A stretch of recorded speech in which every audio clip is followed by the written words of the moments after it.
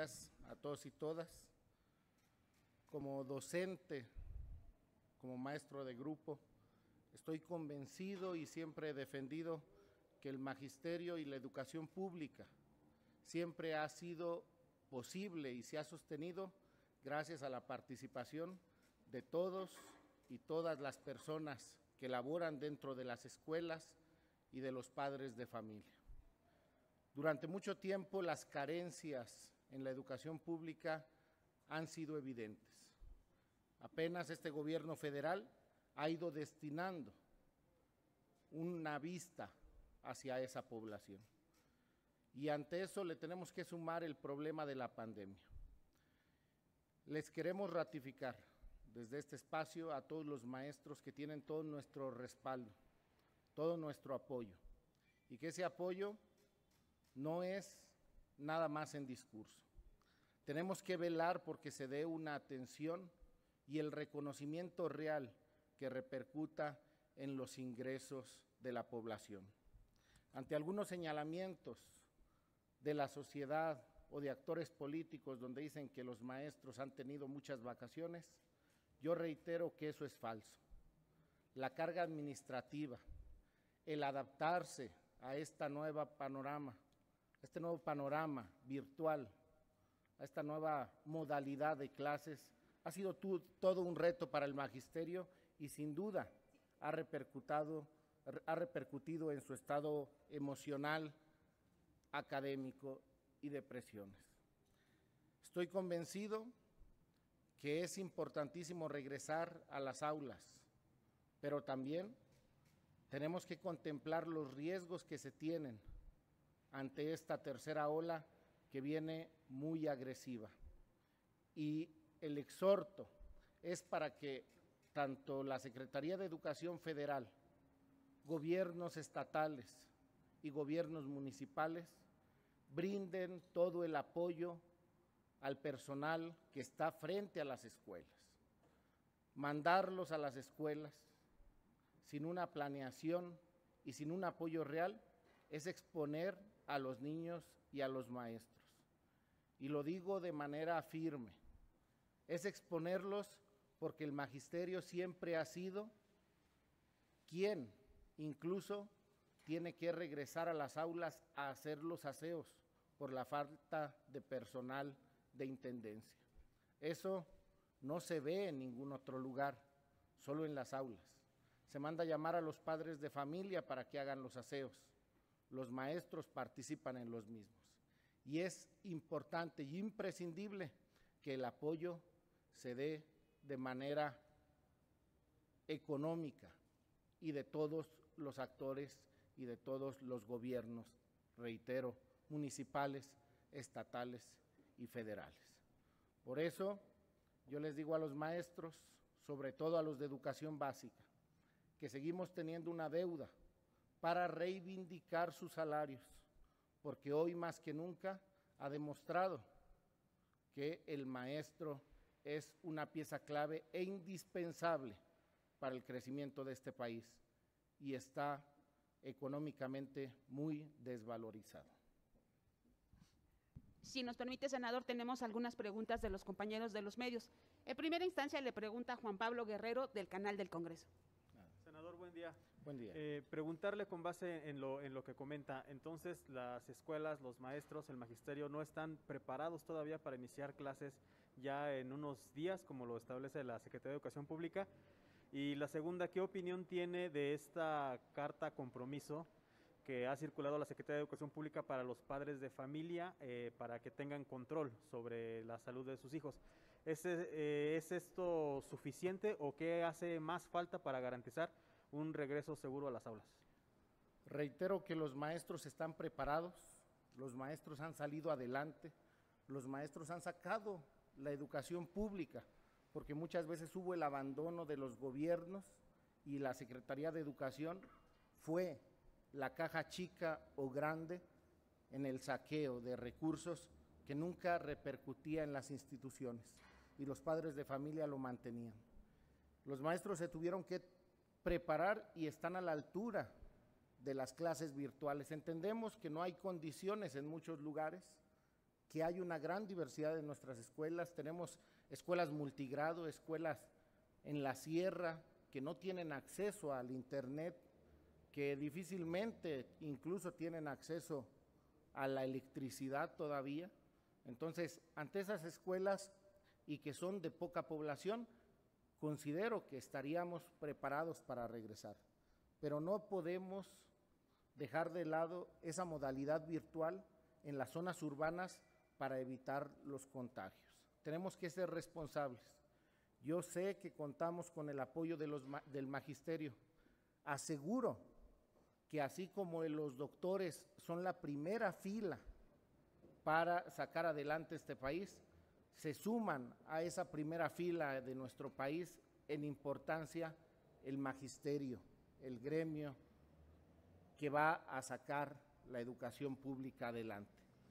Sobre el documento, considero que no sería pertinente, porque a los maestros, siempre que se les ha mandado llamar, han colaborado, han asistido, y firmar una carta compromiso a nadie, a ninguna persona se le debe exigir que se deslinde de responsabilidades a quien le están llamando. Si se le llama al magisterio a participar, yo no tengo duda que el magisterio irá a las aulas, pero como lo dijo el día de hoy el presidente en la conferencia mañanera, nada a la fuerza y no se les puede poner condicionantes, al contrario, se les debe apoyar y se les debe reconocer, y esto se debe ver repercutido en sus salarios.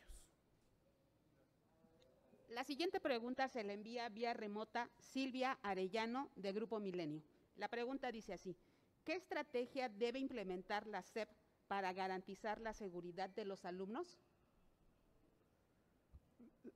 La estrategia que considero se debe llevar primero es una comunicación real con el sector educativo. Una comunicación porque yo como docente todavía hasta el mes de mayo frente a grupo conozco las problemáticas. Me tocó ver ese asunto donde no podíamos tener las clases diarias porque los padres de familia no solo tienen un niño, tienen más y a veces no cuentan con los equipos necesarios o no cuentan con el servicio de internet. Entonces, creo que tendría que ser una estrategia muy abierta, donde se consideren todos los factores, porque no podemos ser rígidos ante una posición y le tenemos que dar la confianza a las escuelas, al personal, a los directores y supervisores, para que ellos tomen las decisiones más adecuadas en consenso con los padres de familia y que en los lugares donde haya posibilidades de retornar a clases de manera presencial se haga, pero donde no, también se haga de manera virtual, porque aquí se corre un riesgo para el magisterio y es lógico que los maestros estén preocupados.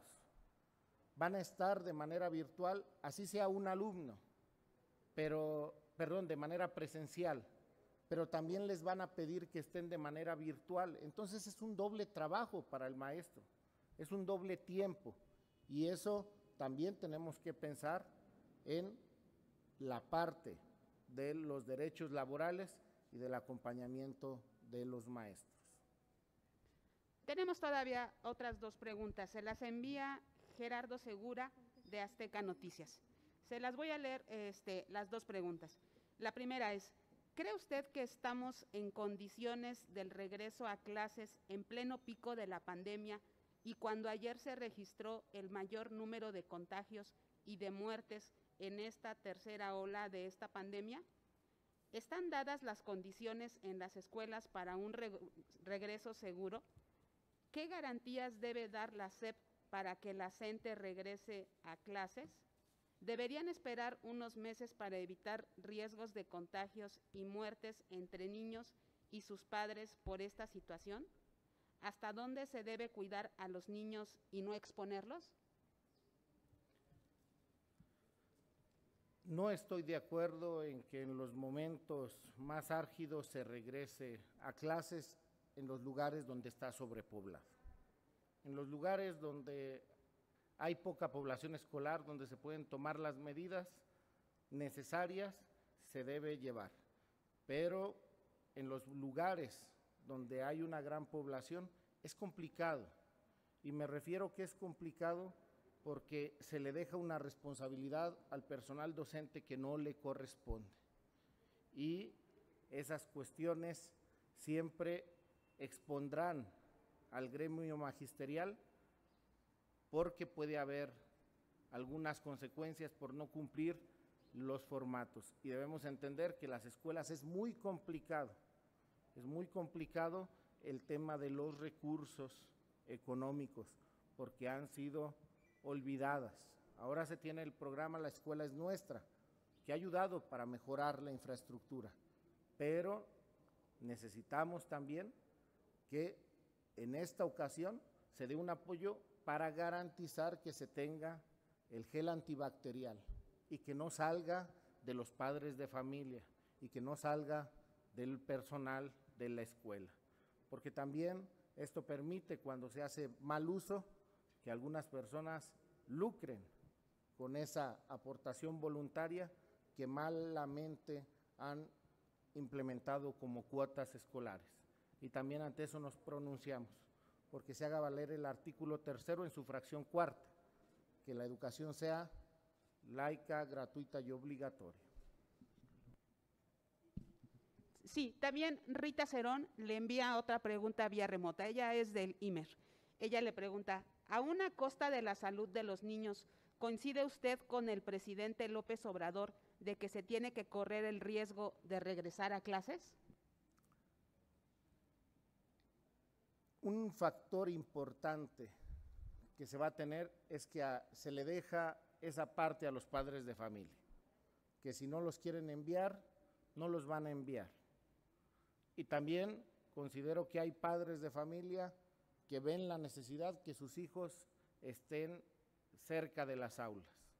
Entonces el riesgo quizá no se deba tomar. Por eso reitero la postura donde se le dé como estrategia a cada escuela la decisión si tienen las condiciones para que el regreso sea virtual o presencial. La siguiente pregunta se la envía Luis Carlos Rodríguez del periódico El Universal. Él pregunta, ¿qué porcentaje de escuelas, sobre todo del ámbito rural e indígena, que carecen de agua, están preparadas para el regreso a clases? Pues yo creo que es un gran reto que todas las escuelas rurales, no nada más del sector indígena, que se cuentan con esas carencias. Y por eso es importante que los ayuntamientos, las alcaldías, en el caso de la Ciudad de México, y los gobiernos estatales destinen el recurso para dotar a todas las instituciones de lo básico, porque no podríamos estar haciendo el llamado a los padres de familia y a los maestros a que regresen a una educación si no se les dota de lo necesario para garantizar la seguridad de nuestros niños y de nuestros maestros. Finalmente, senador, tenemos otra pregunta, pero es en relación a otro tema. No sé si usted quisiera que se la leyera también la pregunta. Viene de Gerardo Segura de Azteca Noticias. Sí. ¿Sí? La pregunta es, ¿qué opina usted de la reaparición del diputado Benjamín Saúl Huerta, acusado de abuso sexual y que mandó un video a un programa de radio y de televisión por cable para decir que es inocente? ¿Cree en su inocencia? ¿Debe entregarse a la justicia? ¿Cuál es su opinión? En ese sentido, no soy la instancia a la que le compete dar solución a eso, pero estoy convencido que en este gobierno no hay una cacería de brujas. Si nada se debe temer y es mejor enfrentar la justicia para aclarar cualquier situación. Retomando el tema del regreso a clases, le envía otra pregunta a Gerardo Cedillo de Enfoque. La pregunta dice así, ¿los maestros están en su derecho de asistir o no, igual que los alumnos, sobre todo a pedir el refuerzo de la vacuna CanSino del que están hablando especialistas a nivel mundial? Creo que los maestros tienen la convicción, yo les doy todo mi reconocimiento, porque siempre han estado y ante las condiciones más adversas, los maestros llegan a cada lugar del país. Entonces yo creo que están y que ellos van a responder al llamado que se les haga, pero nosotros como Estado tenemos que darles las garantías tanto a niños como al personal del sistema educativo. Y sí se les debe, se debe considerar el refuerzo, pero también entender que algunos maestros no se aplicaron la Cancino por el tema de la edad y que ya llevaban un panorama u otra vacuna que se habían implantado, y hay quienes no lo tienen completo el cuadro, solo tienen una de las dosis. Entonces, sí tenemos que fortalecer eso, sí tenemos que ir buscando la manera de que se proteja al magisterio, y por eso mi pronunciamiento va a que se privilegie el diálogo para poder superar las resistencias de los sectores de la educación y de padres de familia, quienes con justa razón ven con temor el inicio de las clases presenciales en medio de una muy agresiva tercera ola. Muy bien, senador. Tenemos también aquí otra pregunta de parte de Félix Muñiz, de Punto Aéreo. ¿Qué tal, senador? Muy buenos días. Buen día. Entonces, digamos, en conclusión, se tendría que repensar este regreso de los niños a la escuela, porque si bien las condiciones las tendrá la Secretaría de Educación Pública para proporcionarles espacios abiertos, gel, hay en unas escuelas que no hay ni agua. Entonces, sí es necesario que los niños se socialicen, pero ante esta ola de contagios no sé si sea lo más conveniente repensar este regreso. Y la otra sería, ¿hay condiciones para un extraordinario y sacarlo de la revocación de mandato? Gracias. Efectivamente hay escuelas, por ejemplo, donde yo laboro, es una escuela de extensión territorial muy pequeña y con mucho alumnado, que no cuenta y que está ubicada en una zona muy marginal. Entonces sí se tiene que replantear, repensar y volver a pensar, y siempre, como en toda planeación, tener la mentalidad de que esto pueda cambiar en cualquier momento y que se pueda revertir. Creo que los talleres y el consejo que se va a tener es una buena oportunidad para que se priorice el diálogo con los maestros, con los padres de familia, para poder dar la solución a este problema, y que no sea nada más un llamado, sino que sea un llamado muy comprometido por las autoridades, donde puedan dotar a todas las instituciones. Sobre el tema de la revocación de mandato, yo sí les puedo decir que el Senado de la República ha hecho todo y hemos apoyado, se le ha apoyado a todas las iniciativas con las que nos comprometimos junto con el presidente en el proyecto alternativo de nación, y darles a conocer y pedirles a todos los compañeros que no hagan fuego con leña verde, porque esto no depende nada más de Morena, son varios grupos parlamentarios que se tiene que llegar a acuerdo. El día de ayer, aquí mismo, el coordinador de la bancada de Movimiento Ciudadano, el senador Dante, dijo que no iba a ir por ese extraordinario. Yo entiendo que nuestro coordinador, el senador Ricardo Monreal, está haciendo todo lo que le toca, pero no es tan fácil, no tenemos toda la mayoría, y sí pedirles a todos los actores y a todos los que nos ven que nos tengan confianza. En ningún momento hemos traicionado la cuarta transformación, ni al presidente, y vamos a estar trabajando porque eso salga, pero no tenemos mayoría absoluta y esto se tiene que dialogar con los otros grupos parlamentarios. Oiga, senador, nada más una precisión en el tema anterior. ¿Los niños ya deberían también iniciar su proceso de vacunación? Es decir, pues no sé si existe una vacuna tal cual para ellos, porque la que nos están aplicando es para los adultos, y no sé si esa vacuna misma se las pueda proporcionar a ellos. Y en dado caso, si el ya estar vacunados los niños garantizaría que verdaderamente fueran a los salones. Se tienen que hacer los estudios primero, eso tendría que ser por la parte médica científica, y posteriormente también tenemos que ver que a nivel mundial, no nada más a nivel de nuestro país, no se sacan las vacunas así de un día para otro. Entonces estamos en ese proceso, primero se está priorizando a los grupos más vulnerables. No tenemos más preguntas registradas, señor senador. Le agradecemos muchísimo. Muchas gracias, nada más dar las condolencias a Rita Magaña de Ovaciones por el fallecimiento de su mamá. Un abrazo fraterno y gracias a todos los medios de comunicación por atender. Gracias, senador. Muy buenos días. Buen día.